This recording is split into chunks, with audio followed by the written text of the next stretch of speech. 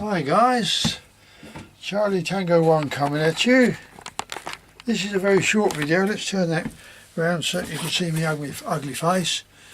This is a short video. It's basically just an update on the trigger clips that I do for these long training leads, which come with the leather, round leather collar.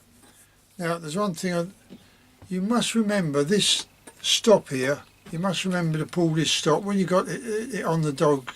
Pull this stop up to the dog. It doesn't have to be tight, but apparently someone quite a while ago didn't pull that stop up, so when the dog was down on the ground hunting or sniffing, it done that. It just loosened up like that and it fell off of his head, purely because he didn't put the stop on, you know, and he lost a whole lot out in the field. I'm thinking, well, what, the collar? No, he said, and the lead, he said, lost a lot. So I sent him a replacement. Obviously at his cost, so it was his, you know, his error. But there you go.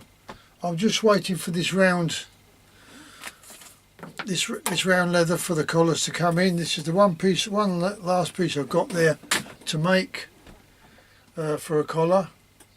Now these leads, as I said, we've had an issue over saying that this was lifting up, but it only happened on one. This little bit here where the where it's joined, can you see that? I'll do it that way so you can see. Now I do feather it down quite a bit, but it's saying, oh, it's the glue's coming away. Well, they're very strong, as I said on the previous video. But what I've done, I've also done a little V. Let me show you there if you can see it. That little V there, that covers the centre as well, top and bottom. With the machine, it stops it lifting, but because it's feathered down to a thin edge, you know, the idea is to stop it from lifting when you rub your finger across the top. But anyway, so I put those extra stitches in there, perhaps that'll hold it, but the glue is very strong, and then when you got the stitching on there, it is, I mean, I'm not exaggerating, you could tie that, join that onto the back and pull it. You could pull a car with it.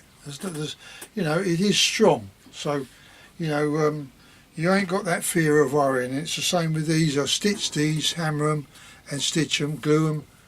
Now this is the trigger clip that I have been putting on. Let me come up a bit closer. This is the trigger clip I've been putting on. It swivels, right? Now and you just, you know, pull it down, like pull it down. There you go. That's the one I've done. A lot of people prefer that, but I've been asked to see if I can do one, and I've had to go down the equine route to get this one. Now, nice strong one, same 3/4 inch for that, but there's no swivel. It's fixed, and they wanted a sprung lever. I'm trying to get it set. Yeah, a sprung lever, so you can clip it on, but you've got to compress this spring, and it's quite a strong spring. You've got to compress that spring to get it off of the collar. So you can just get hold of it like this. Let's see where you can do it, and you can, oh, when you get hold of it, you push it on like that, it's on, but you've got to compress that to get that ring off. So I've sent some of them down to my friend who's a gun dog trainer and breeder. He says he's been doing it for 30 years. It ain't, it's 35 years now. So, but there you go. Who's counting? So that's so I've done. He's got some leads down there now. I think I sent him 4. So we've got them on there with that. They're fixed. Like some people prefer it to swivel. It doesn't have to, but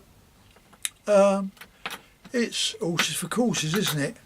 So there you go. That's my update on that. I have got 2 here. I've got one ordered, just got to be paid for. Someone's ordered a double game holder. He wanted extra wide strap on it, etc. This, that and the other. So he's now gone from a standard one onto a bespoke one. But I'm not going to charge him anymore because he wants the straps are 2 inches wide, but he wants it a bit more than that. I'm assuming he wants 3 inches, but you go, even if you go at that, what will tend to happen is the strap, let's try and demonstrate it. That's 2 inches wide. If you've got that strap there, with the weight, what will happen is it'll start to do that, it'll bend in. So then you've got half the width, and that's just gonna, that fold is just gonna start cutting into your shoulder. So I really can't see the point of going much wider than 2 inches. So, but that's his choice. If that's what he wants, then fine, I'll make it. It's no problem at all. I've grabbed the bull by the horns and ordered the metal because haven't got sufficient brass rod here to make two. He wants 2 sets, but he said, "Oh, no worry, I want it for this season." I thought, yeah, but I've still got to order the stuff in, and I've got to make them, etc. I've got to polish up the brass and all that, and you know, it's not something you can just turn around in a couple of days. You know, not when it's like that. So there we go.